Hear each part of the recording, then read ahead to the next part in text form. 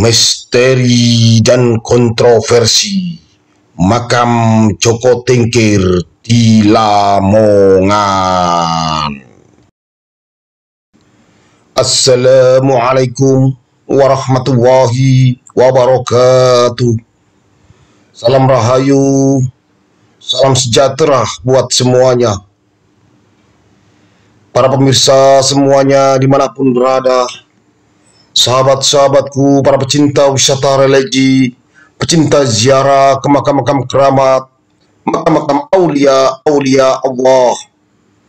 Tetap bersama kudaku, kuda putih yang handal Honda PJX, yang selalu setia menemani dalam setiap pengembaraan ini, berpetualang, berkelana, melakukan perjalanan ritual dan wisata religi, berziarah keliling Nusantara, keliling seluruh wilayah negara kesatuan Republik Indonesia yang kita cintai ini, berziarah ke makam orang tua, makam-makam keramat, makam-makam ulama, makam-makam aulia Allah, serta makom atau petilasan atau tempat yang memiliki nilai sejarah tersendiri di bumi Nusantara ini.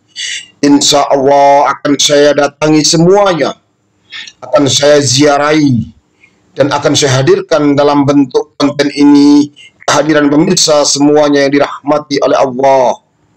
Semoga dengan hadirnya konten ini semakin menambah wawasan kita akan khasanah Nusantara, menambah pengetahuan kita bagaimana nenek moyang kita dulu dalam membangun peradaban di bumi Nusantara ini, bagaimana leluhur kita dulu, sesepuh kita dulu dalam membangun adat dan budaya di tiap-tiap daerahnya masing-masing, bagaimana para ulama-ulama kita dulu, para aulia Allah, para wali-wali Allah dalam menyebarkan agama Islam dengan damai dan tentram hingga Islam bisa diterima di segala lapisan masyarakat waktu itu, dan Islam jadi besar, agama yang mayoritas di negeri yang kita cintai ini, dan menunjukkan Islam benar-benar menjadi agama yang rahmatan lil alamin. Para pemirsa semuanya dimanapun berada, sahabat-sahabatku, para pecinta wisata religi, pecinta ziarah ke makam-makam keramat, makam-makam ulama, makam-makam aulia Allah, serta makom atau tempat petilasan yang memiliki nilai sejarah tersendiri di bumi Nusantara ini. Saat ini khusus jelajah Kabupaten Lamongan, religi jelajah Kabupaten Lamongan, menuju sebuah makam keramat yang masih kontroversi, di makam Joko Tingkir yang berada di Desa Duko, Desa Pringgoboyo, Kecamatan Maduran, Kabupaten Lamongan. Di Dusun Duko inilah dikenal sebagai tempat makam keramat Joko Tingkir atau Sultan Hadiwijoyo. Wallahu a'lam bishawab. Sahabatku, para pecinta wisata religi, menyusuri jalanan kecil dari kota Lamongan menuju Telon Pucuk, terus ke utara sampai di daerah Pangaterjo, belok ke kanan menuju ke daerah Pringgoboyo. Sampailah kita di lokasi makam keramat yang ada di Dusun Duko, Desa Pringgoboyo, Kecamatan Maduran, Kabupaten Lamongan ini. Di makam keramat desa seorang wali Allah, seorang aulia Allah yang lebih dikenal dengan sebutan makam keramat Joko Tingkir.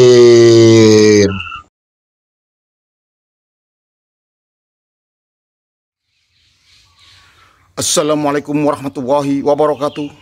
Sahabat para pecinta wisata religi, pecinta ziarah ke makam-makam keramat, makam-makam ulama, makam-makam aulia Allah, serta makom atau tempat petilasan yang memiliki nilai sejarah tersendiri di bumi Nusantara ini.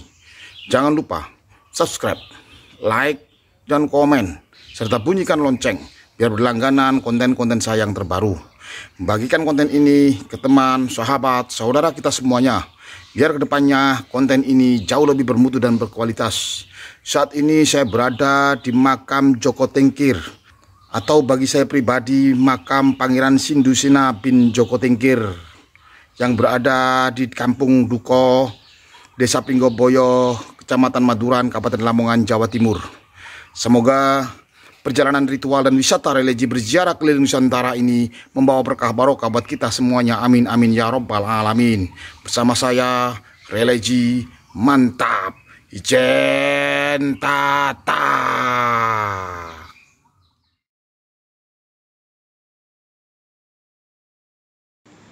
Para pemirsa semuanya dimanapun berada, sahabat-sahabatku, para pecinta wisata religi, pecinta ziarah ke makam-makam keramat, makam-makam ulama, makam-makam aulia Allah, serta makom atau tempat petilasan yang memiliki nilai sejarah tersendiri di bumi Nusantara ini. Yang saat ini kita berada di Dusun Duko, Desa Pringgoboyo, Kecamatan Maduran, Kabupaten Lamongan, di makam keramat yang lebih dikenal dengan makam keramat Joko Tingkir. Wallahu a'lam bishawab. Saya hadir di sini untuk menyibak kebenaran makam Joko Tingkir ini. Kita mengetahui Joko Tingkir atau Mas Karebet yang nama kecilnya Mas Karebet adalah putra dari Ki Ageng Bending. Dalam sejarah Islam, baik Serat Mataram, Serat Kadilangu, dan Serat Demak Bintoro, bahwasanya Mas Karebet adalah seorang anak yang dilahirkan oleh Ki Ageng Bengging dan Nyai Bengging. Dan Ki Ageng Bengging sendiri tewas di tangan Sunan Kudus karena dianggap membangkang kepada Kesultanan Demak Bintoro. Sejak saat itulah Mas Karebet kecil diasuh oleh Ki Ageng Tingkir dan Nyai Tingkir yang saat ini tepat berada di Kabupaten Salatiga. Di daerah Tingkir inilah Mas Karebet lebih dikenal dengan sebutan Joko Tingkir.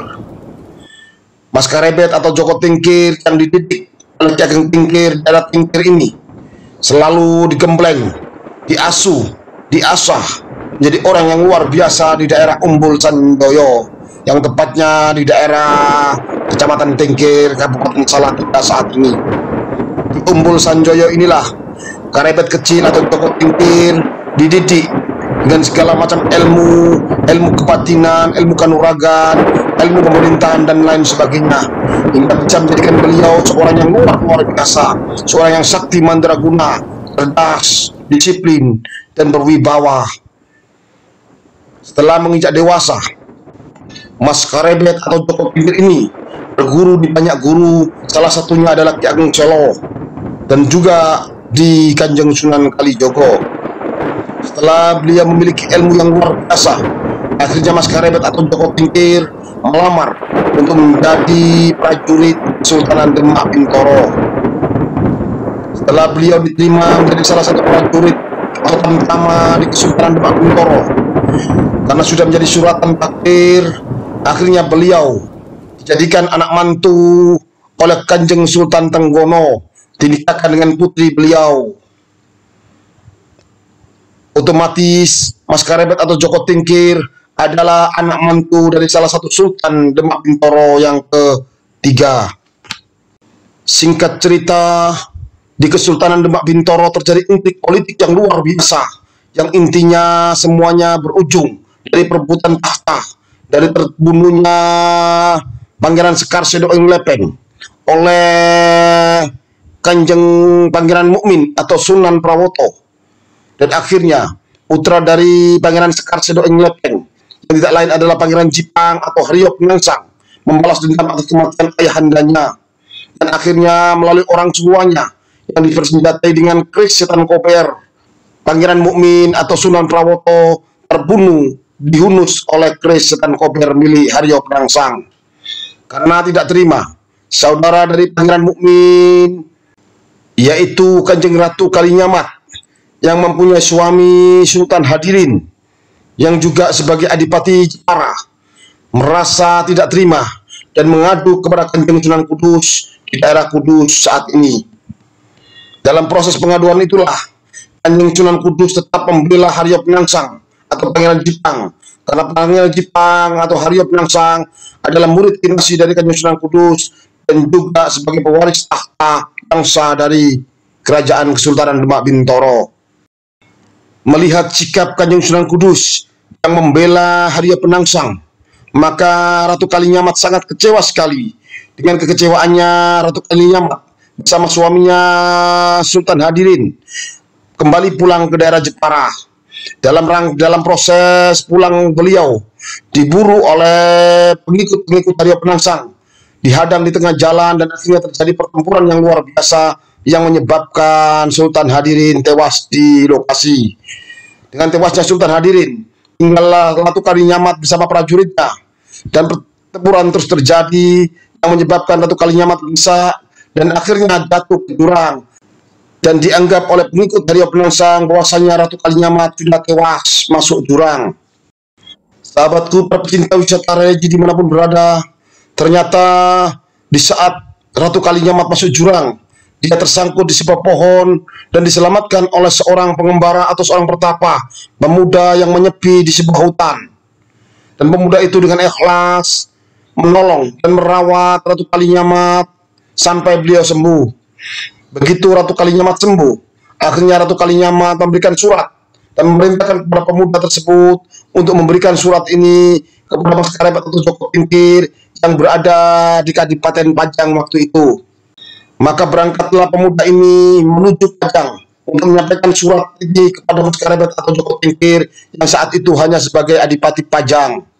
Sementara Ratu Kalinyamat bersumpah akan melakukan topo wuto atau bertapa dengan tanpa busana sama sekali di gua ini, dan sampai bisa meminum darah Haryo Penangsang, baru dia akan mau memakai baju dan kembali di kehidupan normal bersama pengikut-pengikutnya di Jepara, di rumah kediamannya. Singkat kata, setelah Mas Karebet atau Joko Tingkir menerima surat dari Ratu Kalinyamat, akhirnya beliau berkenan pergi ke daerah Jepara di gua persembunyiannya ini dan bertemu dengan Ratu Kalinyamat dalam keadaan tanpa busana ini. Setelah terjadi negosiasi dan perjanjian bahwasanya kalau Joko Tingkir atau Mas Karebet bisa membunuh Haryo Penangsang, maka tahta kepemimpinan Kesultanan Demak Bintoro akan diberikan kepada Joko Tingkir atau Mas Karebet sebagai hadiah karena beliau bisa membalaskan dendam Ratu Kalinyamat membunuh Haryo Penangsang.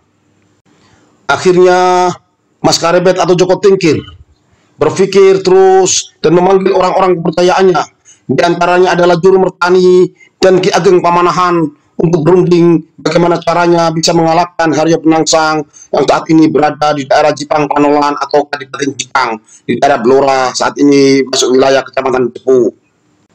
Singkat kata, melalui strategi yang luar biasa dari Ki Ageng Juru Mertani dan Ki Ageng Pamanahan, akhirnya melalui surat tantangan palsu inilah diutuslah Ki Ageng Pamanahan, Juru Mertani, dan Sutowijoyo untuk melawan Haryo Penangsang di daerah Jipang Panolan. Sedangkan Haryo Penangsang sendiri yang didukung langsung oleh Kanjeng Sunan Kudus sudah memantrai Kali Sore yang melingkari Kadipaten Jipang Panolan waktu itu dengan mantro Kolotokro. Karena mantro Kolotokro inilah, barang siapa yang kena air dari mantra ini, dia akan bernafsu sial. Di sisi lain, Ki Juru Mertani yang tahu bahwasanya di Kali Sore ini sudah dimantrai oleh mantro Kolocokro, dia akhirnya mempunyai taktik yang luar biasa, karena tahu bahwasanya kuda tunggangan dari Haryo Penangsang, yaitu kuda Gagak Rimang, adalah seekor kuda jantan yang lagi birahi. Akhirnya Sutowijoyo dikasih kuda betina yang ekornya diikat naik supaya menunjukkan kemaluannya. Dan akhirnya terjebaklah Haryo Penangsang dengan surat tantangan palsu, dan akhirnya dia meladeni tantangan ini untuk menuju ke Bengawan Sore. Di tepi Bengawan Sore seberang, tampak dari kejauhan kuda betina tunggangan Sutowijoyo meringkik, yang mengakibatkan kuda tunggangan Haryo Penangsang Gagak Rimang sangat birahi sekali, akhirnya tidak terkendali dan langsung meloncat ke sungai Bengawan Sore dan menyebabkan tubuh dari Haryo Penangsang terciprati oleh air sungai Bengawan Sore yang sudah dimantai oleh mantra Kolo Cokro oleh Kendeng Sunan Kudus, maka dipastikan Haryo Penangsang akan mendapatkan sial di pertempuran ini. Di saat pertempuran itulah melihat yang menjadi lawan Haryo Penangsang adalah Sutowijoyo, seorang anak kecil yang baginya tidak mempunyai ilmu apa-apa, yang masih kecil sekali. Dengan sangat mudah dia memberikan badannya untuk ditombak. Waktu itu Sutowijoyo diberi tombak Kiai Pleret oleh Joko Tingkir atau Mas Karebet. Berurailah usus-usus dari Haryo Penangsang yang mengakibatkan ususnya keluar. Sama Haryo Penangsang usus ini dilempitkan atau diikatkan di keris setan kober miliknya dan tetap tertawa karena Haryo Penangsang dikenal tidak akan bisa mati kecuali dengan keris setan kober itu sendiri. Setelah usus-usus Haryo Penangsang dikalungkan di kerisnya, dia memegang kepala Sutowijoyo dan ditenggelamkan di Bengawan Sore.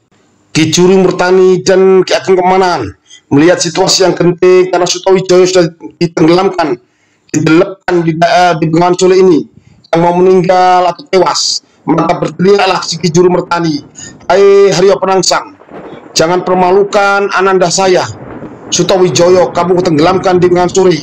Tapi bunuhlah pakai iblis kamu, biar dia meninggal tewas sebagai seorang ksatria." Tanpa berpikir panjang, akhirnya Haryo Penangsang mencabut keris setan kobernya hendak untuk dihuluskan ke tubuh Sutowijoyo supaya tewas sebagai seorang ksatria. Haryo Penangsang tanpa sadar bahwasanya kerisnya sudah dilingkari atau diikat dengan usus-ususnya yang tercerai-berai karena sabetan dari tombak Kiai Pleret yang dibawa oleh Sutowijoyo. Karena kelalaian itulah akhirnya usus-usus beliau putus oleh keris setan kobernya sendiri. Sedangkan kita tahu bahwasanya Haryo Penangsang hanya bisa terbunuh kalau tubuhnya terkena tusukan dari keris setan kober itu sendiri. Melihat kelengahannya, kecerobohannya inilah, dia sangat malu sekali dan bersumpah, jangan sampai diceritakan kelalaian saya, kebodohan saya ini terbunuh oleh keris saya sendiri. Maka di Bengawan Sore inilah gugurlah seorang yang luar biasa, lanang-lanangan wong Jawa, pewaris sah tahta Kesultanan Demak Bintoro, yaitu Pangeran Jipang atau Haryo Penangsang, oleh kerisnya sendiri, keris setan kober. Singkat cerita, dengan terbunuhnya Haryo Penangsang, akhirnya Ratu Kalinyamat mengangkat Mas Karebet atau Joko Tingkir untuk menduduki tahta menjadi Sultan Demak Bintoro. Setelah terangkat dan terpilihlah dan dinobatkannya Joko Tingkir atau Mas Karebet menjadi Sultan Demak Bintoro dengan bergelar Sultan Hadiwijoyo. Akhirnya Mas Karebet atau Joko Tingkir atau Sultan Hadiwijoyo memindahkan pusat kerajaan Demak Bintoro yang dulunya berada di daerah Prawoto Demak, dipindah ke daerah Pajang, yaitu antara Kabupaten Solo dengan Karanganyar saat ini. Akhirnya Kesultanan Demak Bintoro lenyap, berganti nama dengan Kesultanan Pajang. Para pemirsa semuanya dimanapun berada, sahabat-sahabatku para pecinta wisata religi, kita tahu bahwasanya Danang Sutowijoyo adalah putra dari Ki Ageng Pemanahan yang diangkat sebagai anak angkat oleh Sultan Hadiwijoyo atau Joko Tingkir atau Mas Karebet nama kecilnya.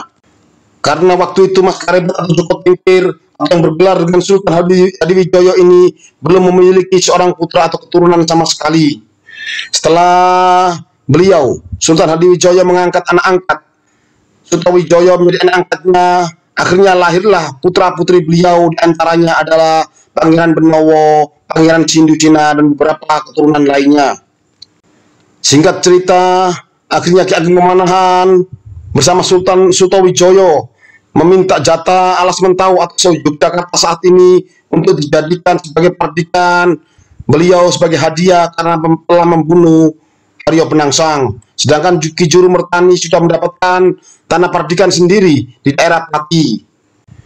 Sutowijoyo yang diangkat sebagai anak angkatnya Sultan Hadiwijoyo atau Joko Tingkir bersama ayahandanya Ki Ageng Pemanahan membuat Alas Mentau di daerah Bantul, Imogiri waktu itu, yang masuk wilayah Yogyakarta ini menjadi suatu kerajaan kecil yang terus berkembang pesat menjadi sebuah kerajaan yang dinamakan Kerajaan Mataram.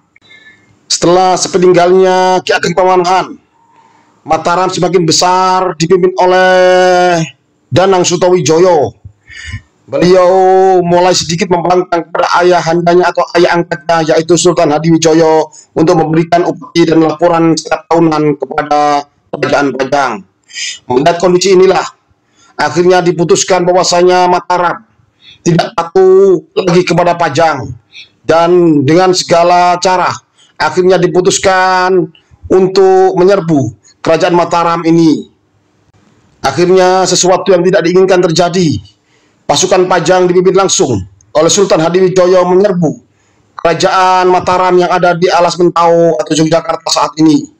Begitu malam, setelah mendirikan tenda di aliran sungai di daerah Yogyakarta inilah terjadi suatu peristiwa yang luar biasa dengan meletusnya Gunung Merapi.